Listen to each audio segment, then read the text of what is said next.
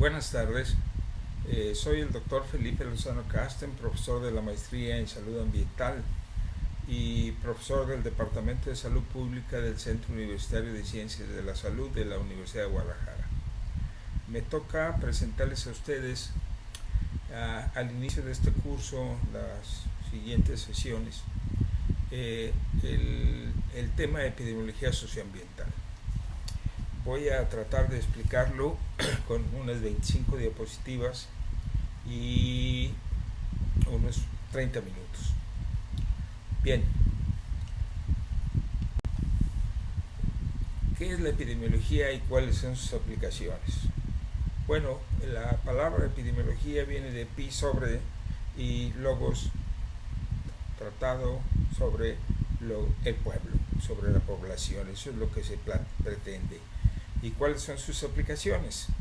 Bien, entonces la epidemiología se considera que es una disciplina científica que estudia la ocurrencia, qué ocurre, cómo se distribuye y qué factores determinan la enfermedad y la salud de la población. Principalmente se usa para la enfermedad, no para la salud, ¿sí?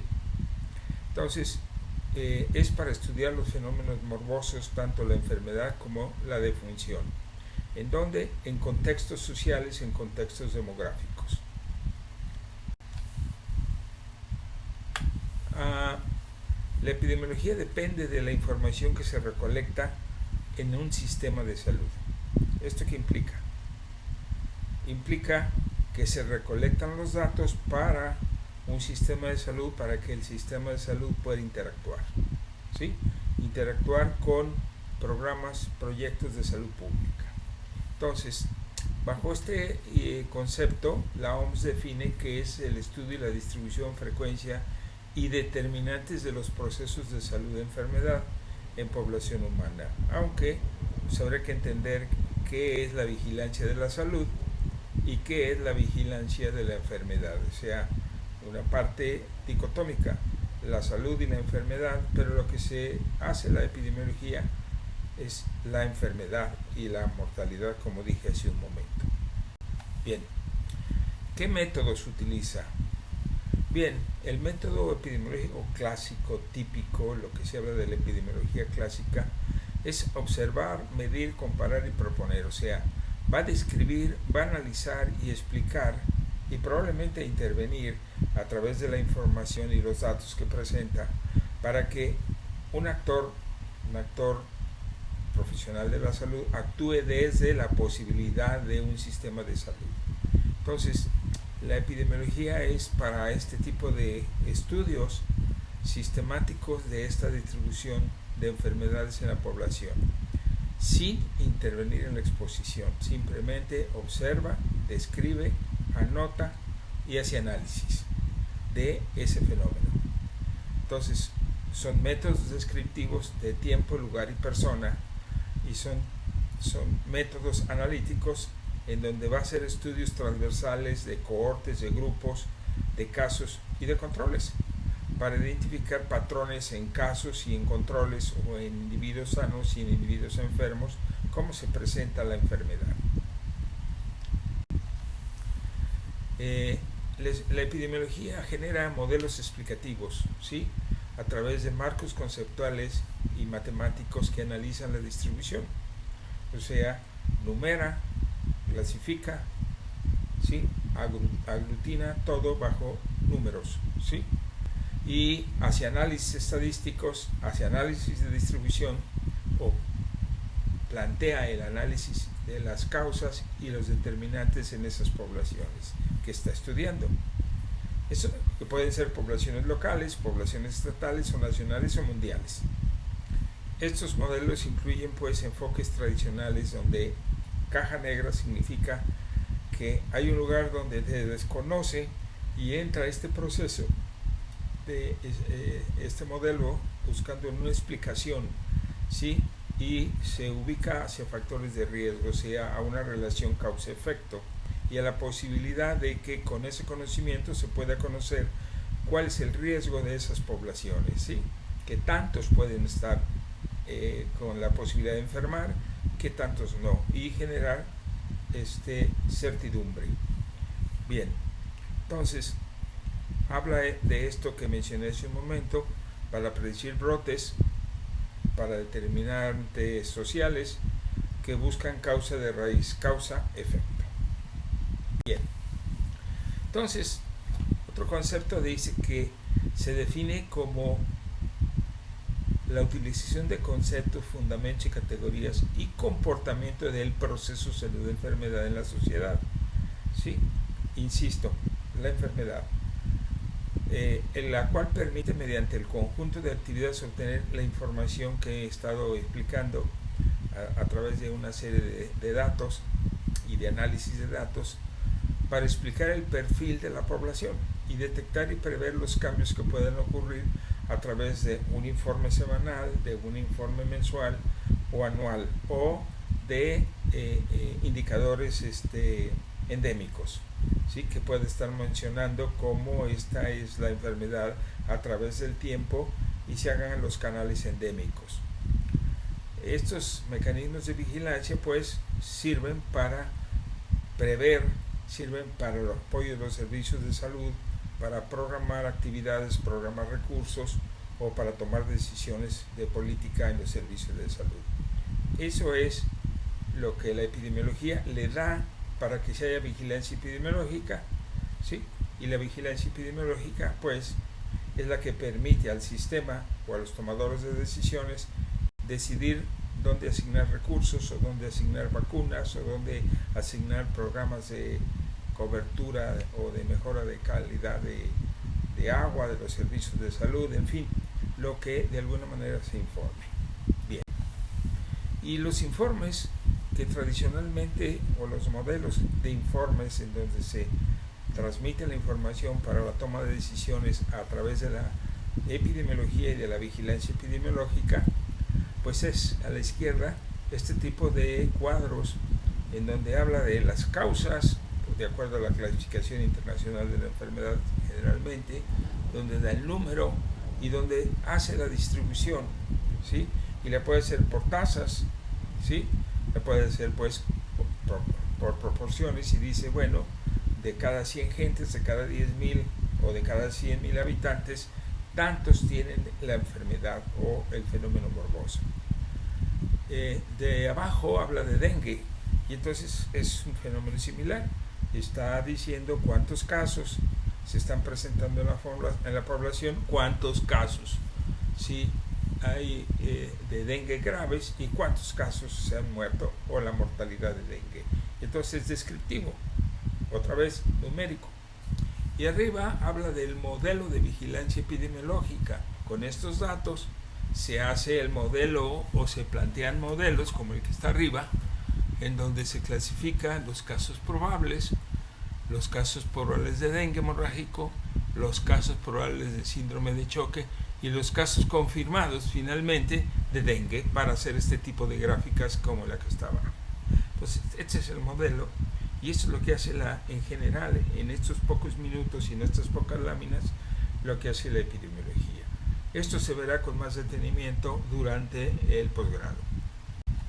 Bien, entonces, una vez que uno reconoce que el estado del arte es un producto social, o sea, el conocimiento, sí, es un producto de la propia sociedad, de nosotros mismos, que el conocimiento no viene de una caja en donde lo vamos a sacar y lo vamos a utilizar, sino que nosotros con nuestras percepciones, nuestras formas de pensamiento, nuestros sustentos teóricos, es cuando hablamos de realidades y construimos realidades. Entonces, cuando la sociedad, nosotros construimos un producto social, uno es más libre de mirar críticamente la agenda de la ciencia, la agenda de cómo construimos el conocimiento. ¿Qué es lo que estoy tratando de referir aquí? Sí, que nosotros como sociedad y con nuestros desarrollos teóricos podemos mirar críticamente lo que estamos haciendo y entonces plantear otros marcos conceptuales y otras metodologías, ¿sí? Para hacer otro tipo de investigaciones donde involucre las condiciones sociales, no solamente la numeralia. Como esto. Bueno, aquí tenemos 6 clases sociales en México. ¿sí? Que dice el INEGI desde la fuente de Secretaría de Economía, y a los mexicanos nos clasifica en 6, por cuestiones económicas, en 6 grupos: la clase baja, la clase media baja o baja alta, la clase media baja, la clase media alta, la clase alta baja y la alta. Es evidente que cuando se clasifica la población por las condiciones de ingreso, las condiciones de vivienda, las condiciones de alimentación, las condiciones de nutrición, el acceso a servicios de salud cambian. Entonces no es lo mismo, ¿sí?, protegerse del cambio climático, tener más acceso a agua potable, a aire más limpio o mejor nutrición, que un grupo social a otro. Y entonces, si no distinguimos el grupo social en donde está más afectado, donde hay más morbilidad o mortalidad, entonces todos somos iguales, y resulta que no, que hay que generar un proceso crítico y otras metodologías para abordar precisamente esto. Es el planteamiento de la epidemiología crítica, ¿sí? Entonces dice que hay estructuras sociales, ¿sí?, y que las relaciones entre los individuos y los grupos en una sociedad determinan la forma en que la gente interactúa, o sea, se enferma o está sana, ¿sí? Implican esto ordenamientos, prácticas y valores de los individuos que perciben como naturales y propios y que influyen en la distribución de la riqueza, las oportunidades y la salud. O sea, hay una diferenciación social, hay una diferenciación económica, diferenciación ambiental. Esto habla de sistemas complejos, donde no es la suma de los datos, no es más 2 igual a 4, ¿sí?, sino que 2 gotas de agua y 2 gotas de agua no son 4, sino es una sola, ¿sí? Entonces es otra manera de ver las cosas y es otro paradigma.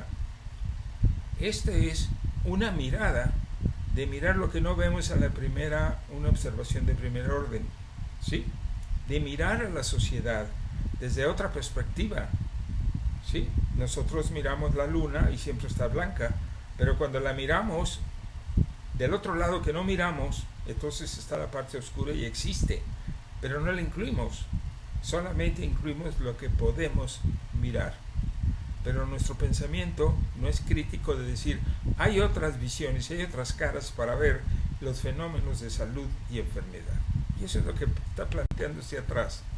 Sí, se necesitan teorías, pensamientos críticos, otras formas de mirar y dejar de lado esta epidemiología que sí funciona, que sí es necesaria, la epidemiología clásica, pero necesitamos incorporar a los desposeídos, a los que no tienen acceso, para que no se sumen en estadísticas en las que no podemos diferenciar a quién realmente está afectando el problema. Entonces, teorías que involucren la economía, la sociedad, el ambiente, los ecosistemas, la pobreza, y que esto tenga que influir con la salud y muchas cosas más, ¿sí? Bien. Bueno, entonces aparece una nueva pregunta. ¿Cómo problematizar y afrontar desde la epidemiología las contradicciones socioambientales del modelo económico contemporáneo, en que su lógica de producción acelerada y consumo y vida rápida genera una civilización enferma en la cual se configuran los procesos críticos? La obesidad no la teníamos hace 40 o 50 años. Ahora es una pandemia de obesidad, es una crisis de diabetes y de enfermedades crónicas derivados de un modelo de agronegocios, de una revolución verde, donde ahora consumimos demasiados alimentos, principalmente alimentos que decidió la revolución verde y la agroecología. Y eso es lo que estamos consumiendo, y cada vez consumimos más, y ahora estamos pagando un efecto sobre esto. Antes nos moríamos de enfermedades infecciosas, ahora los grupos sociales están teniendo otros determinantes sociales, y entonces ahora vemos que del Oxxo pues sale la gente con sus paquetes de pan Bimbo, sus donas y sus Coca-Colas de 1 o 2 litros, y eso es el alimento, y sus Doritos, ¿sí? Y entonces este alimento son cargas calóricas que tarde o temprano van a producir una enfermedad. Bien, entonces necesitamos teorías que nos permiten guiar nuevos procesos o estos procesos de investigación donde las múltiples causas no se suman, no se dan 2 más 2, 4, sino se interrelacionan y tienen conexiones. ¿Sí? Una cosa tiene conexión con la otra y con la otra. Y eso es pensar sistémicamente, y eso es pensar en la complejidad que ahora abordamos en este mundo, en donde tenemos más determinantes, más condiciones sociales y más excluidos y más pobreza. Bien, entonces la epidemiología crítica implica el estudio, sí, la distribución y frecuencia del proceso de salud y enfermedad, pero teniendo en cuenta esto que acabo de decir, la complejidad y la relación de procesos en el movimiento dialéctico, en las contradicciones de la realidad, ¿sí? O sea, la realidad tiene contradicciones porque cada uno de nosotros construye su propia realidad. Construimos nuestra realidad en la familia, construimos nuestra realidad en la comunidad, que no es la misma realidad frecuentemente que la que tiene otra comunidad a una distancia, o en otro estado, o en otro país, ¿sí? Entonces la realidad es la realidad que construimos juntos y por eso tendrá que ver con nuestra salud. Entonces esto es lo que plantea, ¿sí?, la epidemiología, la de procesos sociales y estructurales, la de grupos sociales y la de individuos que construyen su realidad y que usamos la epidemiología para estudiar estos grupos con ellos mismos, ¿sí? Entonces, esto habla de argumentación y razonamiento filosófico para descubrir la verdad a través de ideas opuestas. Puedo pensar, ¿sí?, diferente al otro individuo. Puedo pensar que lavarme las manos me puede hacer daño, puedo pensar que no me debo cortar las uñas, puedo pensar que lo que se cae en la tierra no está contaminado en una comunidad pobre, en una comunidad marginada, o puedo pensar que no tengo por qué comer eso porque no me nutre, o porque sí me nutre, o porque tiene un sabor y me da una satisfacción. Y esa es la realidad, ¿sí? Y entonces esto puede discutir qué es la realidad y qué no es la realidad para cada grupo. Y esto es lo que tenemos que estudiar desde esta perspectiva de epidemiología crítica o social. Bien, entonces si la epidemiología es la ciencia que estudia esta ocurrencia y distribución y factores que determinan la salud y la enfermedad en una población, la epidemiología socioambiental, entonces la comprenderemos como la ciencia que estudia esta complejidad del fenómeno ambiental y sus repercusiones en la salud y el propio ecosistema. Ejemplo: hay comunidades donde las personas reciben 20 a 40 litros por semana y tandeada por persona. ¿Para qué alcanzan 20 o 40 litros? Para el baño, para lavar la ropa, para lavar los trastes, para bañarse. Y eso por semana. Y hay comunidades donde abren la llave y toda la semana tienen agua, ¿sí? Entonces, ¿cuál es la razón y qué enfermedades va a haber en los que no tienen esa cantidad de agua y los que sí la tienen? ¿Qué enfermedades va a haber quien tenga una vivienda adecuada con el número de cuartos para el número de habitantes y donde el calor y la cobertura de la casa mitigue el cambio climático? Bueno, ¿sí? O que vive en zonas en donde hay zonas de calor, ¿sí?, donde no hay bosque, donde no hay árboles, en fin, todo esto va condicionando que vaya a haber más o menos enfermedades y, como dije, pues de eso se ocupa la epidemiología ambiental. Bien, entonces, esta epidemiología crítica o esta epidemiología socioambiental, porque es crítica, porque tiene una crítica, tiene un nivel de conocimiento que permite la crítica, implica tener en cuenta que la complejidad y la relación de estos procesos operan en 3 dimensiones. Una, los procesos sociales estructurales, esto es, la estructura social donde nos movemos, donde vivimos, donde nos enfermamos y morimos. La de los grupos sociales y los individuos, ¿sí? Las propias comunidades o poblaciones tienen diferentes, estos grupos sociales, paradigmas, religiones, dogmas, o donde la gente no quiere participar porque pues está el síndrome fatalista del mexicano o del latinoamericano. De todos modos me voy a morir, ¿para qué hago las cosas? De algo me voy a morir, ¿sí? O todos ellos inscritos en esta relación que se teje con la naturaleza. En esta comunidad sucede esto y así va a ser, ¿sí? Y entonces esto tiene que ver en estas dimensiones que aborda la epidemiología socioambiental. Bien, entonces es una ciencia que estudia la ocurrencia de distribución y factores y la enfermedad en una población en lo social, en la salud, en lo económico, en lo ambiental, en lo cultural, lo histórico, psicológico y filosófico. Y como ven, son muchas variables. No es una sola variable dicotómica entre un agente y un enfermo, entre un mosquito de dengue y un caso de dengue a los 8 días, sino que esto son procesos lentos, son procesos culturales, procesos económicos, procesos de exclusión social, ¿sí? Entonces, ¿cómo vamos a incorporar estos conocimientos y cómo vamos a vincular y cómo vamos a darle valor a esto para poder hablar de este tipo de vigilancia epidemiológica social de las poblaciones en donde incorporan estas variables? Pues necesitamos teorías, nuevas teorías o otras teorías. Y entonces, normalmente nos basamos en argumentos en nuestras teorías de este tipo, ¿sí? Las cosas en este mundo están organizadas en géneros naturales de diversas clases y naturalezas.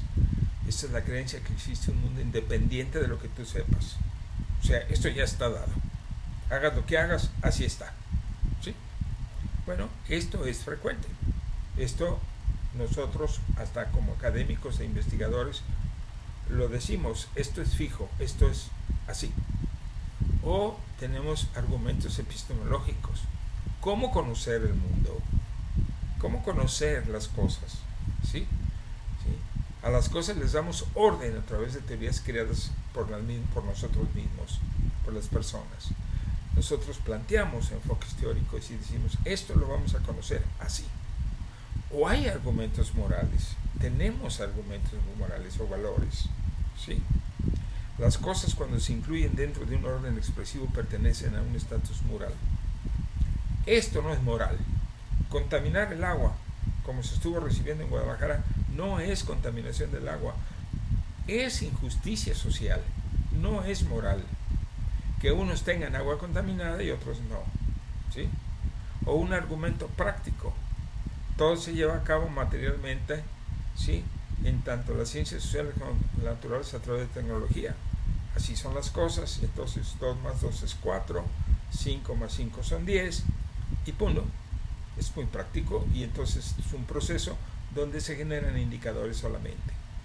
No cuenta las condiciones sociales. Estos son los modelos weberianos que se usan mucho en los sistemas de salud y en los hospitales. Bueno, estos son los argumentos. Nada sucede por casualidad, todo está ya planeado, todo está hecho. O los argumentos epistemológicos como el de Enrique Leff, que plantea una epistemología del ambiente, o sea, un conocimiento ambiental propio, con sus propias teorías. O un argumento moral que usan muy frecuentemente los ecólogos o los ambientalistas de la línea verde. O un argumento práctico que dicen, bueno, pues las cuestiones y la enfermedad por cuestiones ambientales, pues las vemos aquí con este modelo de causa-efecto de la salud ambiental de Corvalán, que dice, hay una fuerza, hay una presión, que esa fuerza da una presión, esa presión da un cambio de estado en el medio ambiente, ese cambio expone al hombre y entonces genera un impacto. Y entonces se genera un modelo como este, y ese es un enfoque teórico práctico, ¿sí? Bien. Entonces, la epidemiología social, pues se basa en teorías del construccionismo, ¿sí? Es una familia de teorías que se encuentran articuladas para entender las formas de un modelo explicativo que puede ser imaginario, ¿sí? Que puede extraer patrones desde el fenómeno mismo, o bien usar para inferir mecanismos desconocidos causales que provocan. Voy a poner un ejemplo.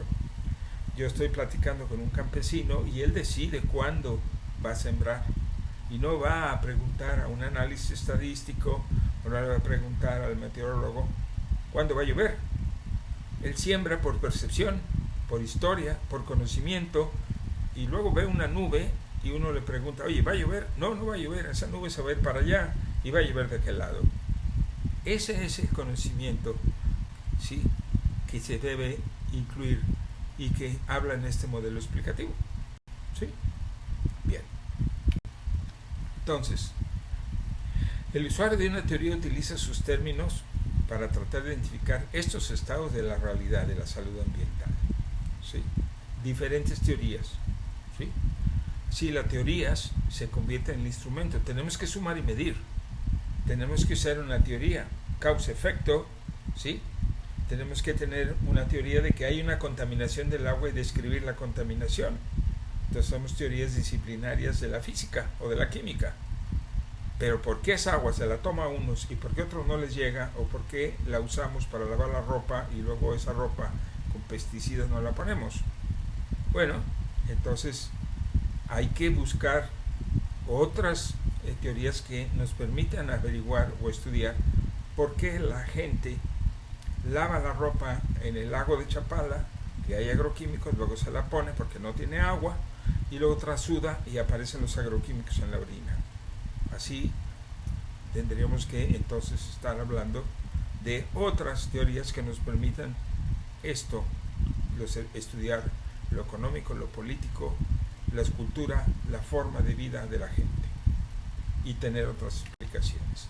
En fin, entonces el constructivismo social es una alternativa teórica práctica que aparece en la década de los 60 en el marco de la crisis del pensamiento moderno y de fundamentos epistemológicos en las ciencias sociales, ¿sí?, donde se están dando importantes cambios. Dichos cambios sugieren una crítica al modelo de cómo actualmente se representa con la representación de la ciencia, una ciencia que no está ligada y no está siendo socialmente útil, sino está ligada a un conocimiento para publicarla, para el poder económico, para el desarrollo industrial, pero no para el desarrollo humano. ¿Sí? Entonces, lo que se está buscando, se está planteando aquí, es cómo reflejamos el conocimiento en la realidad de la población, no en la investigación que va a servir para desarrollar más tecnología, para producir y generar más contaminación y ganar más dinero. Entonces hay modelos analíticos que usamos, ¿sí?, cuál es el factor causal, cuál no es el factor causal, el efecto, y que la tenemos que estudiar y lo tenemos que hacer, ¿sí? Y en fin, entonces esto nos permite finalmente tener varios tipos de investigaciones, tener varios tipos de protocolos, no solamente un protocolo causa-efecto, objeto-sujeto, variables independientes, dependientes, sino protocolos de otro corte, multidisciplinares, donde varias disciplinas trabajan frente a un problema, ¿sí?, físicos, químicos, antropólogos, sociólogos, pero simplemente cada uno aporta desde su propia metodología o de su propia disciplina. Pero hay otro, es un protocolo interdisciplinar que tiene otro enfoque teórico que necesita ser utilizado también dentro de la epidemiología sociocrítica, que establece un marco colaborativo entre diferentes disciplinas, donde cada quien plantea ante su propio problema cómo abordarlo y qué va a entregar al grupo, al diálogo, y cómo va a construir conocimiento entre el físico, el químico, el antropólogo, el médico, la enfermera, ¿sí?, el biólogo. ¿Cómo se va a construir ese conocimiento? O el médico veterinario, ¿sí? Y finalmente un formato transdisciplinar donde participa la realidad de la población, donde participa el conocimiento de los tomadores de decisiones locales, del ama de casa, del pescador, de cuál es su realidad, y entonces ahí ellos definen el problema. Y la epidemiología va a estudiar desde su perspectiva transdisciplinar el fenómeno que ellos plantean como un problema y les va a dar resultados a ellos para que puedan actuar y tener herramientas teóricas, metodológicas, prácticas, para que ellos se enfrenten al problema junto con el investigador. Entonces, como ven, cuando ponemos que existen varias epidemiologías, que no toda es la epidemiología de los médicos, ¿sí?, sino es la epidemiología de todos, para conocer los fenómenos juntos con un método, nos permite entonces abordar problemas complejos, ¿sí? Entonces hay todo formato para investigar esto con una serie de apartados y metodologías, ¿sí? Entonces aquí está la metodología del formato unidisciplinar, de multi, inter y transdisciplinar, ¿sí? Simplemente es conocer que tenemos estas teorías, sí, que nos pueden apoyar a hacer metodologías sustentadas en teorías que abordan la complejidad social, la complejidad ambiental, la complejidad económica.